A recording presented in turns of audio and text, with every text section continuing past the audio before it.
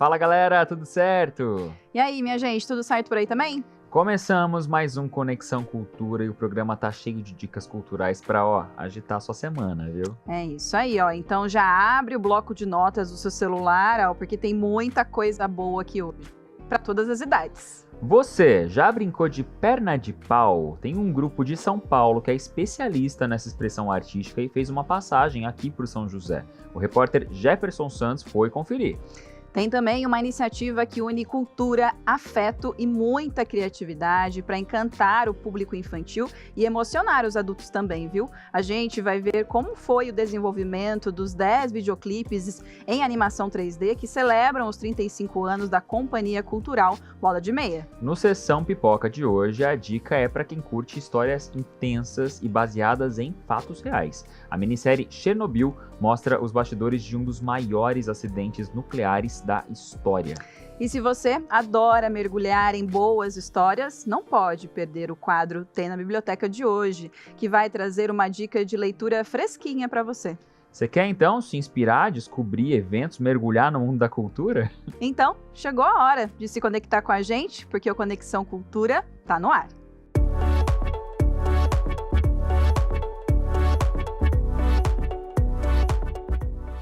Começando mais um Conexão Cultura, trazendo aí uma viagem pelo universo cultural de São José dos Campos e de toda a região. Se você curte boas histórias, está no lugar certo.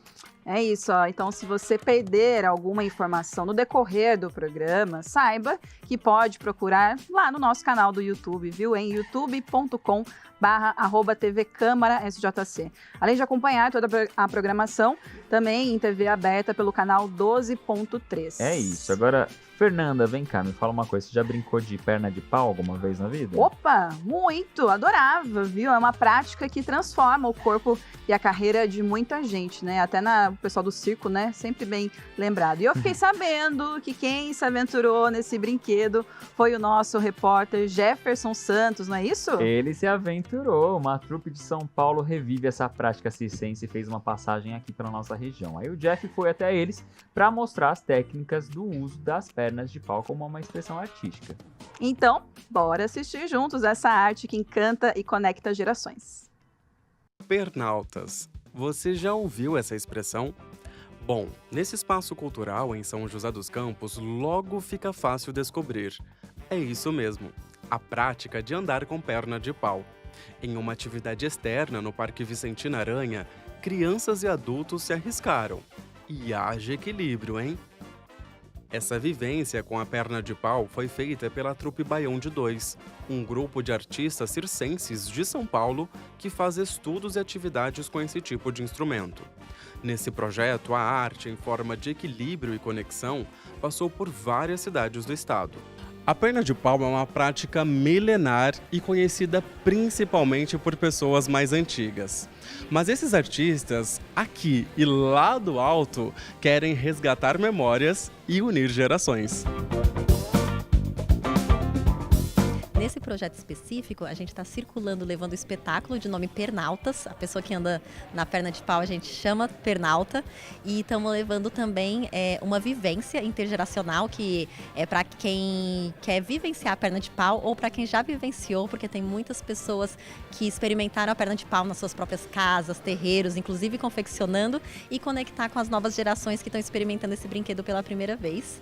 E aí esse é um aspecto, e outro aspecto é a oficina de capacitação para artistas que já sabem andar de perna de pau, e a gente quer compartilhar um pouco dessa nossa pesquisa que envolve acrobacias, subidas, descidas e portagens. O projeto foi financiado pelo Programa de Ação Cultural, uma iniciativa do governo estadual para apoiar e incentivar produções artísticas e culturais no território paulista.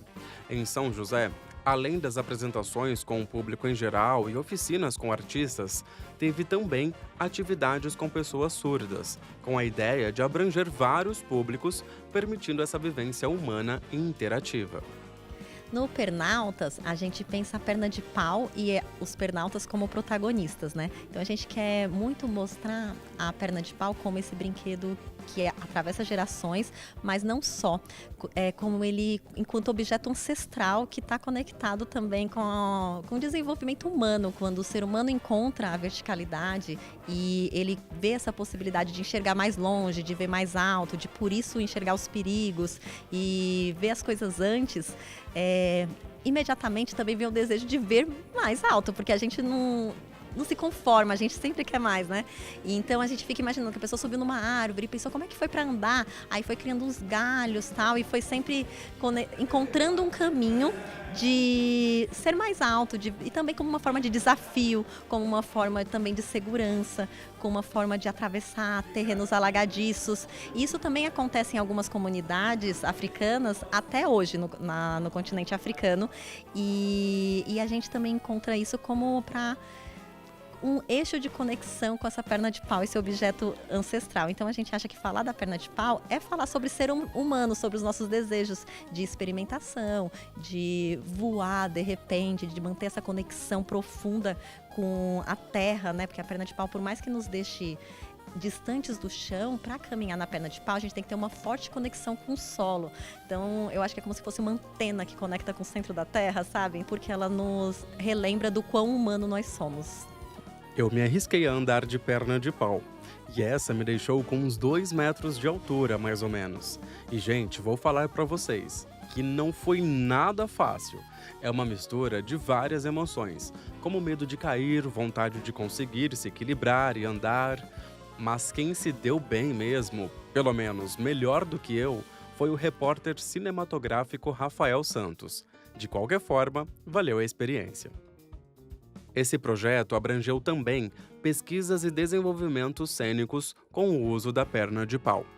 Nossa, quando a gente pesquisa com a perna de pau, a gente tem toda essa perspectiva histórica dela, que a gente vai buscando ela em cima dos movimentos, de acordo com como é o material, como ele vai estar, como ele se comporta, como isso acontece diante das movimentações. Como um material mais rígido, ele responde mais rápido à sua movimentação, mas ele, ao mesmo tempo, também ele absorve menos impacto no seu corpo. Um mais flexível responde mais devagar, mas também traz uma prevenção um pouquinho maior, porque absorve um pouco mais de impacto. A gente trabalhar muito pensando na lógica de análise de movimento, de pensar em construir um movimento saudável, ergonômico, longevo para as pessoas. Então fazer com que o uso da perna de pau não faça com que as pessoas acumulem lesões, e sim com que elas consigam ter melhores condições de se movimentar, usando o mínimo de desgaste energético e com o máximo de eficiência. E juntando isso com as perspectivas artísticas e plásticas que a gente pode pensar também sobre isso, que são usar a perna de pau, quais são os espaços onde a perna de pau cabe para ser utilizada e se comunicar com o público e gerar relação.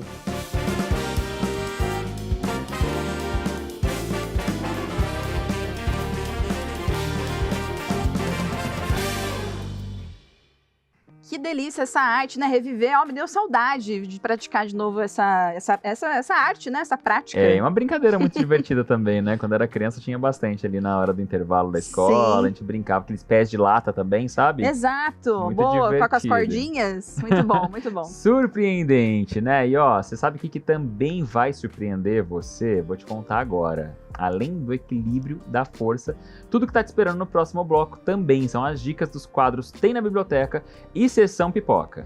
Ainda hoje aqui no Conexão Cultura, hein? A gente vai pro intervalo, mas volta já já.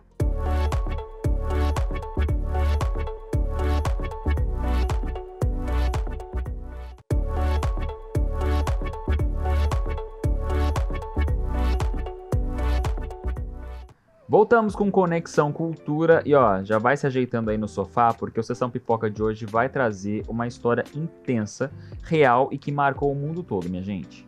A minissérie Chernobyl reconstrói os acontecimentos do maior acidente nuclear da história, revelando aí os bastidores, os erros humanos e o impacto, né, que mudou para sempre a forma como lidamos com energia e responsabilidade. É, impactante mesmo. Quem vai contar mais pra gente é a Dani Rivas. Chega mais, Dani.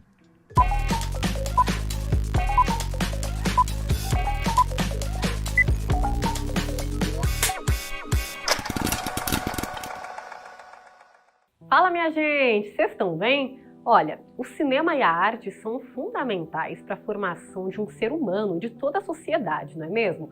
Por isso, eu acho muito interessante quando grandes fatos históricos vão para as telonas. Claro, precisa ser bem feito, né? E com informações verídicas também. E a série que eu vou indicar hoje tem dessas e é muito boa. Eu tô falando de Chernobyl. What happened on the night of the accident? Asking the right question will get you the truth. There is no truth. A produção retrata o desastre nuclear da usina de Chernobyl, na Ucrânia, em 1986. O foco desta série é investigar de fato o que aconteceu e tentar identificar os culpados. All of the good we did, it doesn't matter. What does matter is that to them, justice was done. See, a just world is a sane world. There was nothing sane about Chernobyl. Em 5 episódios de mais ou menos 1 hora de duração, acompanhamos diálogos super interessantes e complexos com profundidade para sentirmos a dimensão dessa tragédia. E é interessante que toda a série tem como base tons frios e acinzentados, que é para passar essa imagem mesmo de tristeza e muita dor, e pouco acolhedora. I'm pleased to report that the situation in Chernobyl is stable. In terms of radiation, I'm told it's the equivalent of a chest X-ray. No, Chernobyl is on fire.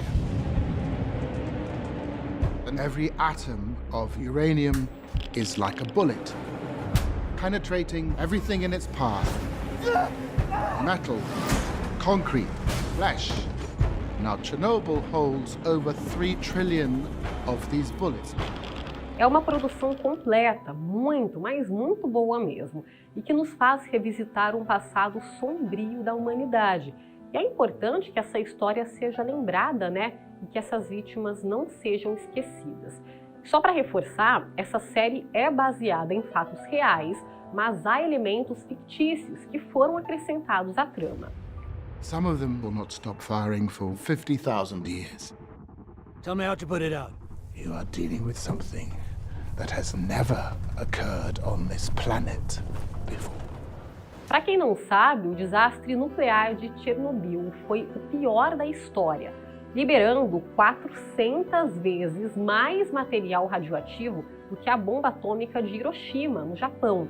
31 pessoas morreram na hora e muitas outras morreram depois, vítimas da exposição à radiação. Cut the phone lines. Contain the spread of misinformation. What will happen to our boys? The pain is unimaginable. In 3 days to 3 weeks, you're dead. You can see him, and you cannot touch him. Do you understand? Eu já indiquei aqui mesmo no Sessão Pipoca o filme O Tradutor, que conta a história de um professor de literatura russa que traduz, faz ali a comunicação entre médicos e os pais das crianças que fizeram tratamento em Cuba. É um longa baseado em fatos reais também, e eu vou deixar aqui o QR Code para vocês ao lado, para quem de repente se interessar por essa história também. Assistir Chernobyl e depois O Tradutor, que vai complementar ali a história como um todo. Pessoal, eu fico por aqui, mas semana que vem, vocês já sabem, né? Tô de volta com mais dicas no Sessão Pipoca, aqui para vocês. Até mais!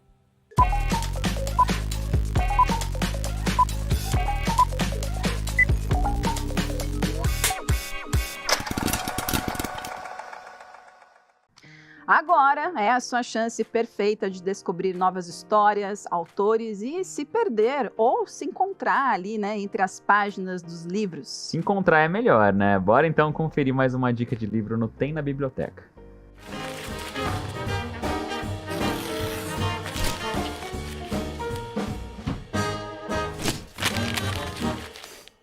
Todo mundo em algum momento da vida já quis ser mais do que é ou ter mais do que tem.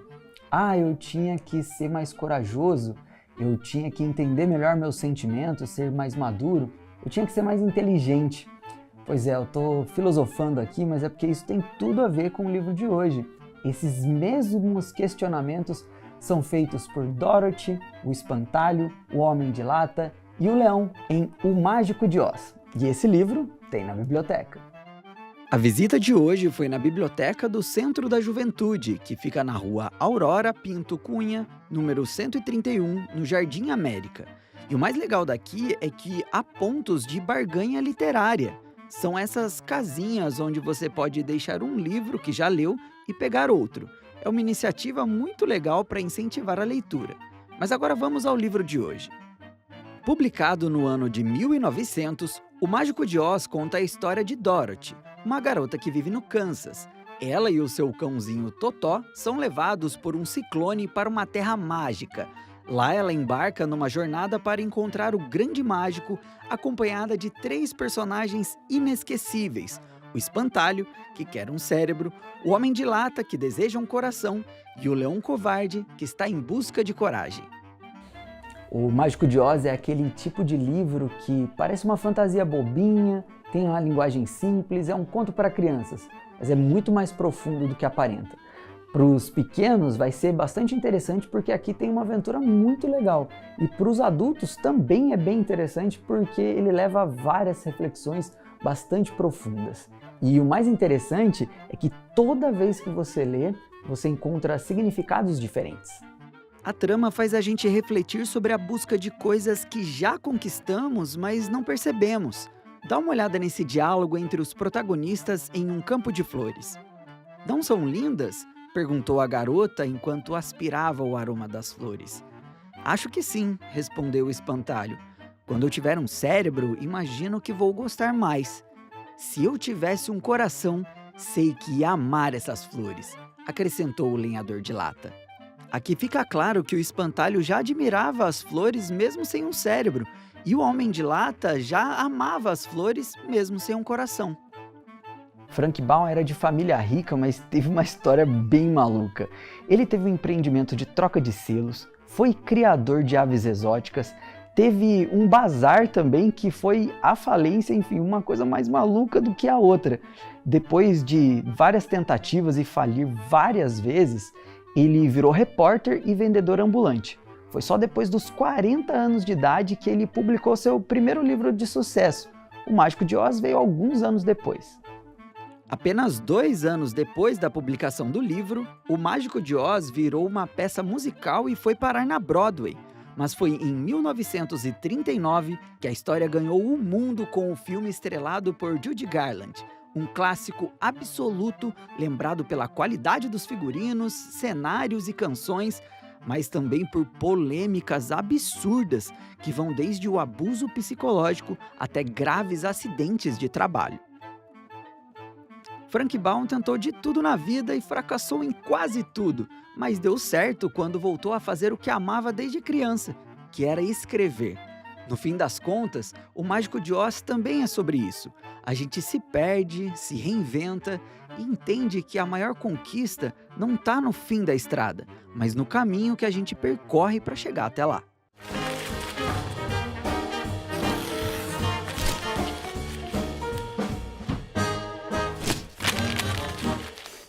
Bora então agora pro último intervalo do programa de hoje, hein? Na volta do intervalo, ó, tem mais uma matéria especial. Com ela, a gente vai celebrar a Companhia Cultural Bola de Meia. A gente volta já já.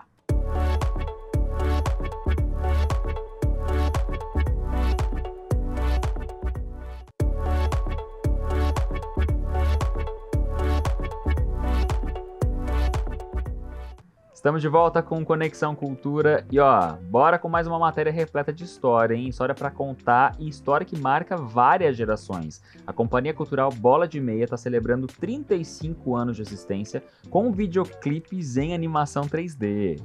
Eu e o cinegrafista Rafael Santos fomos conferir como foi construído todo o material, o desenvolvimento das personagens e a valorização cultural aí, né, popular do Vale do Paraíba.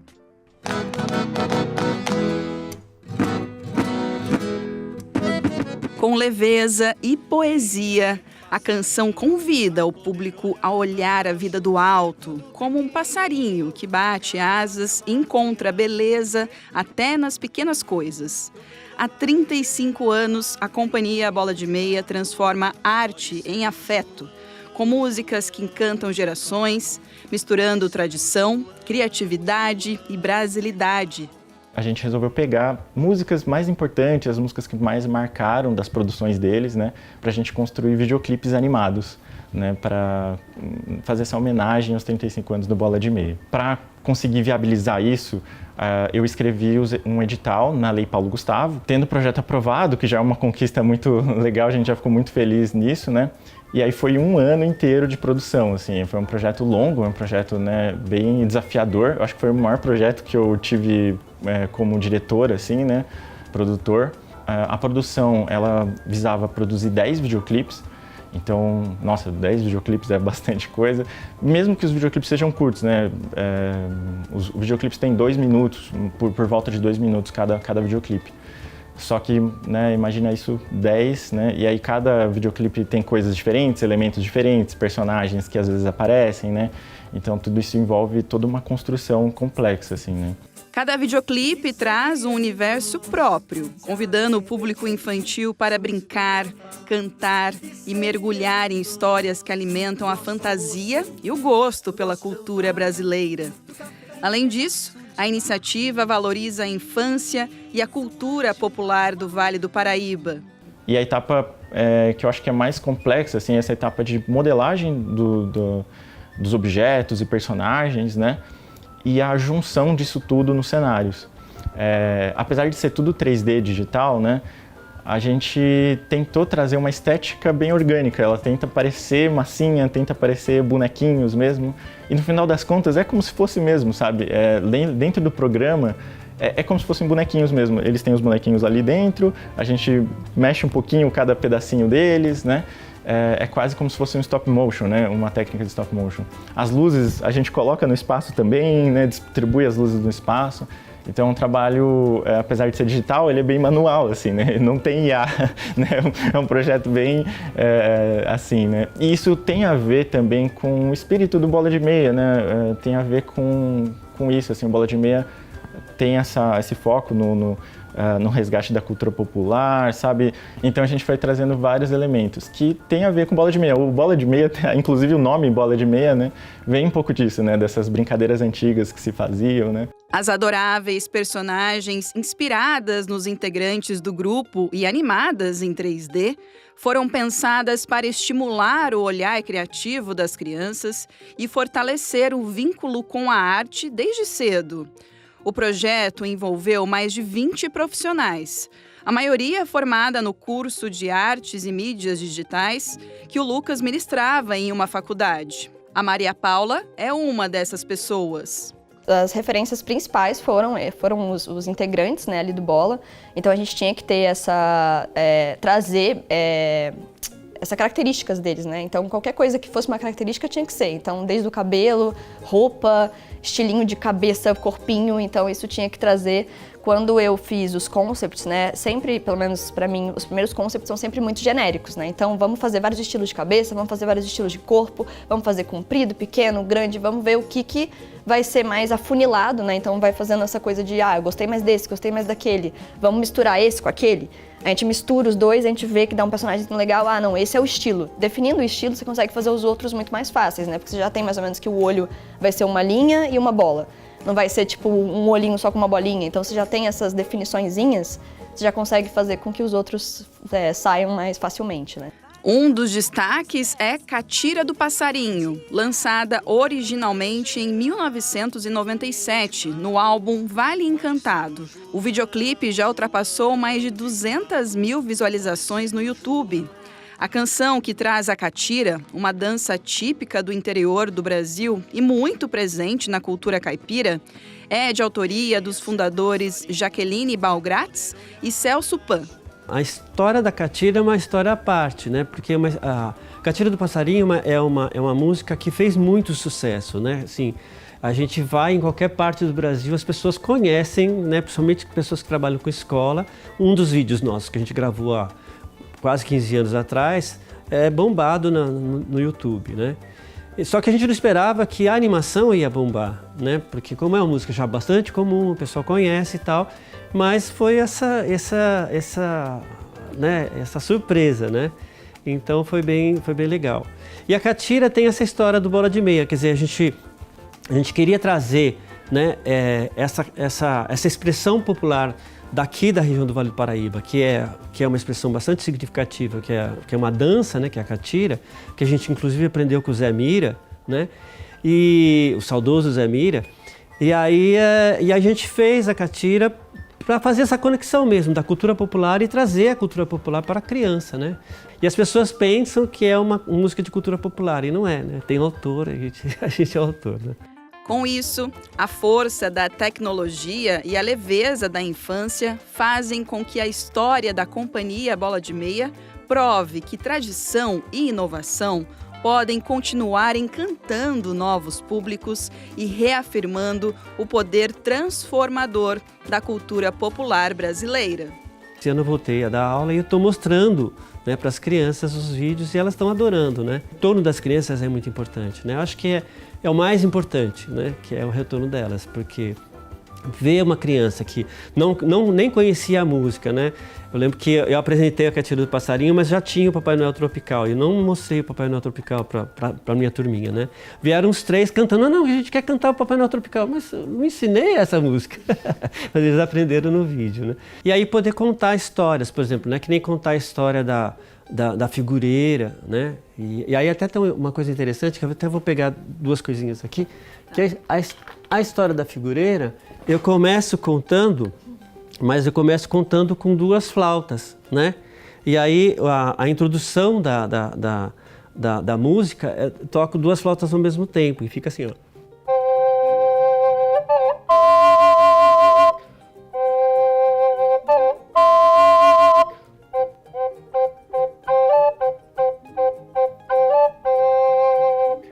E aí isso daí para as crianças assim, como que toca 2 flautas, né? E aí tá lá o meu personagem tocando as 2 flautas na animação, né? Então é bem interessante, é bem inusitado assim, né? Isso conquista as crianças, né? Não tem como não conquistar, né? Porque sempre é legal fazer uma coisa lúdica, né? Então essas brincadeiras aí que são legais. E poder concretizar isso é maravilhoso, né?